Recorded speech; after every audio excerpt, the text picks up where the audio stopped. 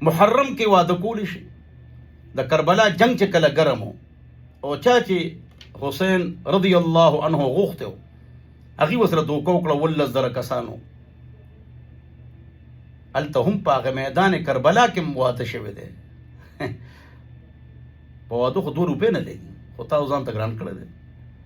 شیخ زکریا رحمت الله علیه فرمایي چې ما ته 2 رکعته نفل ګران دي، واده راته لور او خور آسان دی. سنت طریقې سے ان اعظم النکاح برکتا ایسرها مؤونه، هغه با برکته نکاح ده او واده دی چې پای کې خرچې کوي. مونږ خو خلکو ته ځان خایو، نو مطلب دا چې قرضې مولالو. نعوذ بالله من ذلک. هندوستړی خدای ناراضه، هندوستړی شو غریب خدای ته خفه دی. سونم چې غټ دعوتو کې خلک په پسې خبرې کوي، منی څوک هم نه، منی خو څوک نه. که د خلکو خبرو پسې ځای که نه کروڑونه به دې ضایع شي.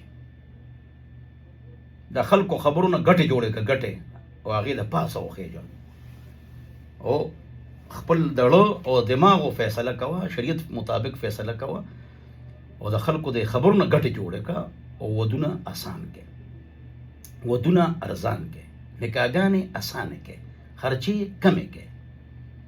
زموږ کلي کې یو مالدار ترین سړی دی، د لوریانو زامنو په ودونو به ډېرې خرچې کولې. ګیره ما ډېرو خلکو نه خبرې وه، دې خبرې کوي ما پسې، بس اوس په چای باندې او په مټۍ باندې واده کوي. په چای او مټۍ باندې واده کوي، یا زوی له لور له که نه وایي پرېږده مړه. نو په محرم کې واده کولی شي، 2 اخترو په مابین کې واده کولی شي، 2-3 ډولۍ راوستی شي، 3 ډولۍ راولئ، 3 زامنو له 3 ډولۍ راولئ، دا خرچې نه خلاصې. خلک به څه وایي دا پرېږدئ، به 3 ډولۍ 3 زامنو له راوړئ او بس خو ځان خوشحاله ساتئ او خاندئ. خلک به څه وایي هغې پسې خاندئ. خلک 1,000 روپۍ درکوي، خلک 15 روپۍ درکوي. یو خاص خبر اوره، دا خلک په سوی دی باره کې یو ښکلې خبره الله خدای ذهن ته راوسته، غوږ کېدی. خلک به څه وایي د خدای په ذات مې قسم چې ستا خپل کور دی او ستا خپل زامن واده دي، لوریانې دې واده دي، ستا ماماګان دي وغیره، دا خپل تېړو څه وایي نه. دا چې د مخکې نه تا پسې خبرې کوي او مخکې نه تا ته سوځي، دې خبرې کوي. کور کې څه غلطي وشوه، دوست او قریبي رشتهدار تا سره ولاړ دی، غم مه کوه. او کور کې غلطي نه ده شوې، هغې ورپسې هم خبرې کوي. په چوک دکان کې درپسې ورغړی چې تېر شي خلک. او پښتانه الله اکبر، دي چې کوم رغړول کوي که نه، او دي چې کومې خبرې کوي که نه، زه ته نشم ویلی. الله اکبر، چې دا ولې زموږ بني اسرائیل یو او که نه. 10 امما اسباطا، 10 قبیلې غیب شوې. مصري مفسر لیکلی دي دا غور ته لړی، افغانستان غوري، دا ټولې پښتنې قبیلې وې او دا مسلمانې شوې. په هره ژبه کې کافر شته، په عربۍ کې هم کافران دي، پښتو کې کافران نشته. دا به پښتو زده کړي، لکه فلاني چې دي، فلاني پوه شوې، فلاني هغه د ایران نه راغلي دي، او فلاني چې دي هغه پارسیان دي، او هغه فلاني چې دي زده کړه کړې ده پښتو، پښتانه نه دي. پښتو په ژبه کې کافر نشته، چې کوم دي فلاني او فلاني او فلاني. نو ما اشاره هغې ته وکړه چې دا هغې او هغې دي.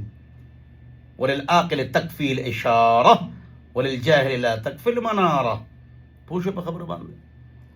نو په دې خبره ځان پوه کړي چې په دې 2 ډولې 3 ډولې هم جایز دي، 2 اخترو کې واده کول جایز دي، محرم کې واده کولی شي.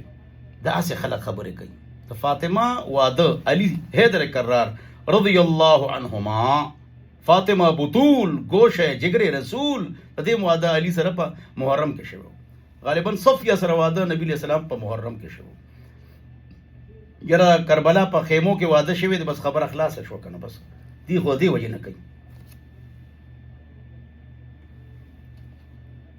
د دې وجې دی نه کوي. نو محرم کې واده په دې خبره وشوه، دا جایز دی. او دا خو باعزته میاشت ده، دا غم میاشت خو نه ده.